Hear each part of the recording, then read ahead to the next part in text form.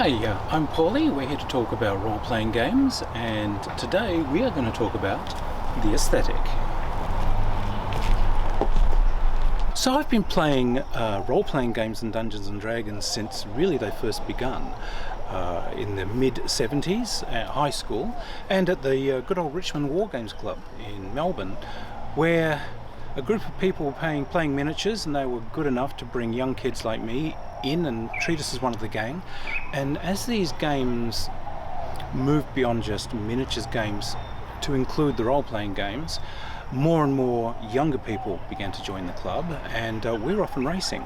So it's always been a part of my life, and it's always been a huge part of my creative life. My novels, my game designs and so on have just been absolutely brought to life by role-playing games.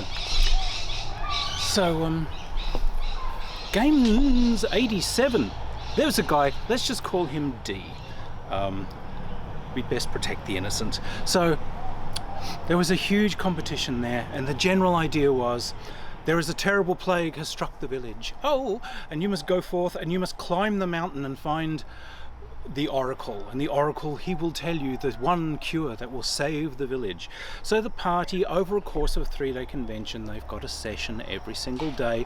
They're fighting their way past monsters, they're solving conundrums, they're battling their way across crevasses, they're climbing mighty icy glaciers, and some of them get picked off by eagles, some of them like fall by the wayside, but D, he's there leading the charge. And day 3, after all this, they finally find this plateau, and there is a monolith on the edge of the plateau which says, the plateau of the oracle.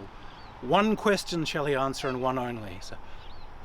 So they all battle their way forward, and D rushes forward and says, aha, there, and there is a Greek temple, a beautiful white temple on top of the mountain with an old man with a long beard who's just there meditating.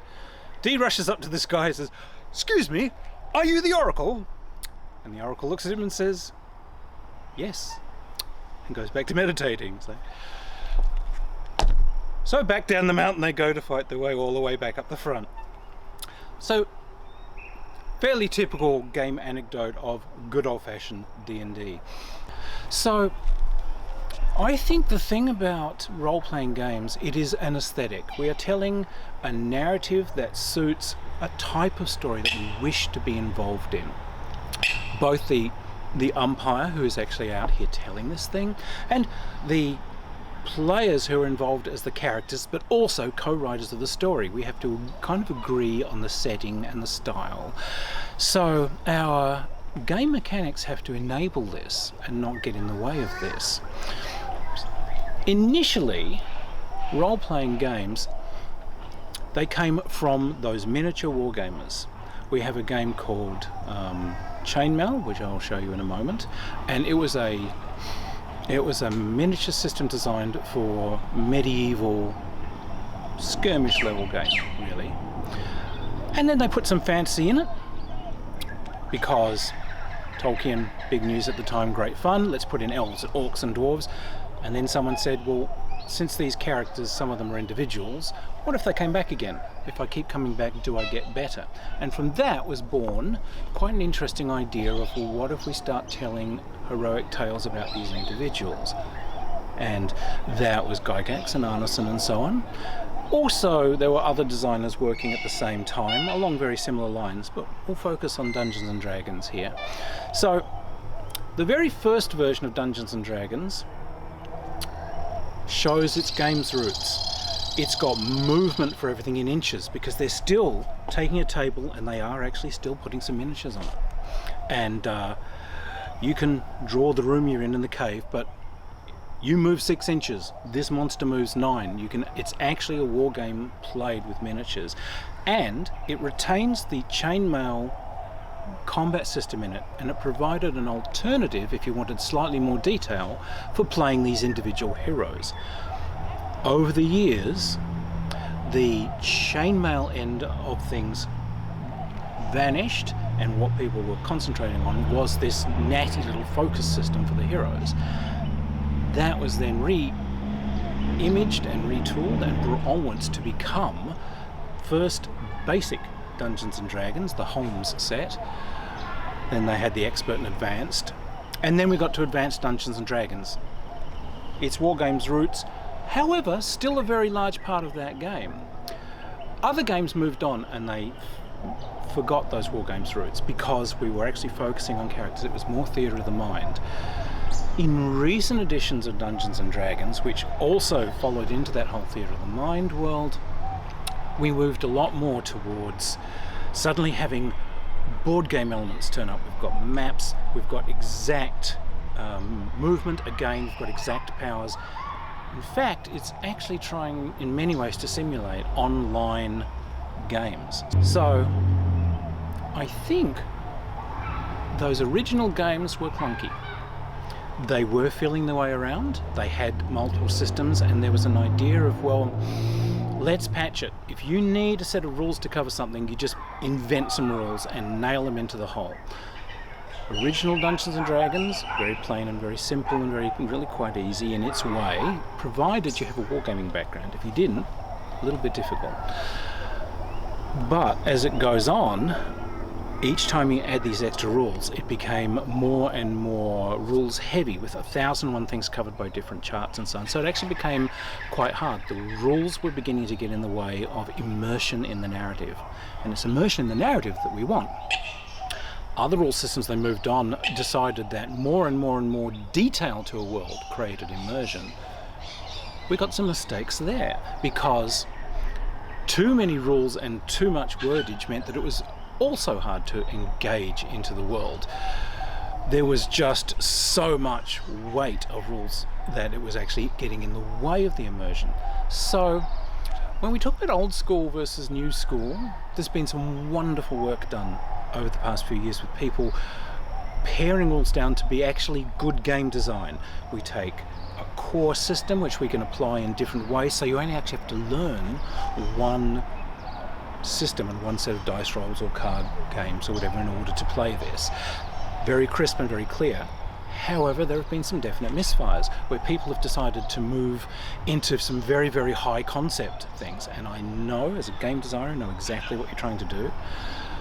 But mostly I find these are also a miss, because as you move into very high concepts of halting the action and then sitting there and trying to figure out how this game system now is going to express these amazing things you want to do, and it's like a negotiation between everyone involved, but you've halted the action, this negotiation is taking place as people work within the system, you've lost the immersion again. So I'm going to be looking at a few different games and a few different redos of old games over the course of the next few months.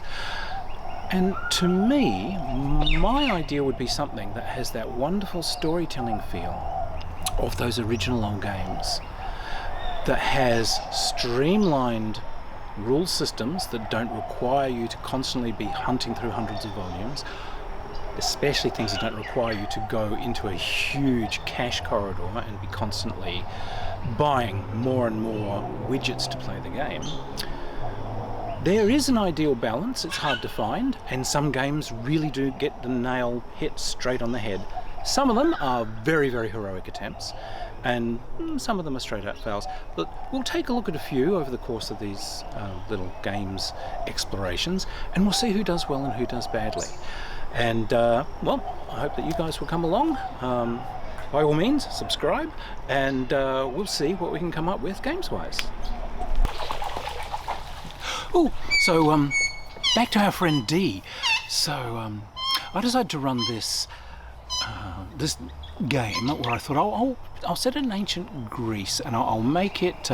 It's full of poetry. It's full of Olympic tests, and it is full of, saving your city from the evil beast.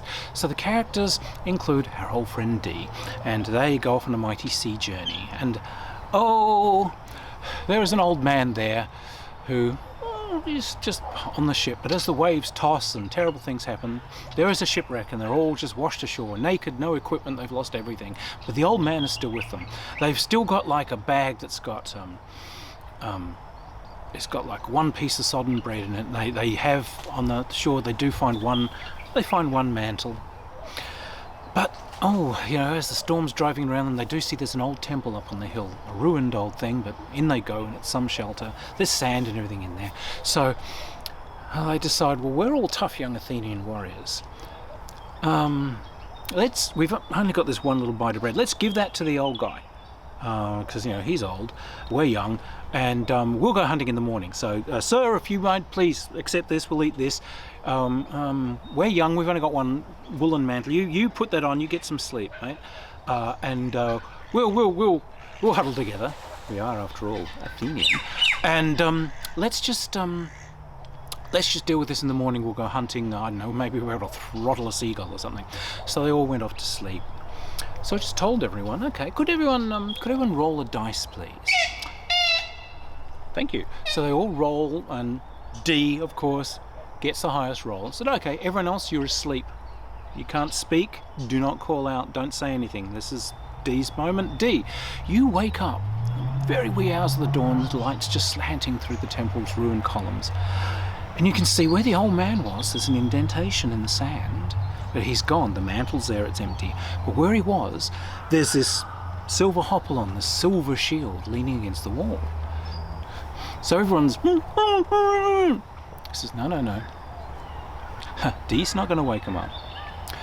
So D walks over there, and so this shield, like, is it cool? Is it like, is it actually silver? Okay, you walk up to this thing, and the face of the old man appears in the shield, and he says, I am the god Hephaestus, and you, warrior, you and your friends, you've passed my tests of generosity and courage. So I give you this shield to help you on your quest.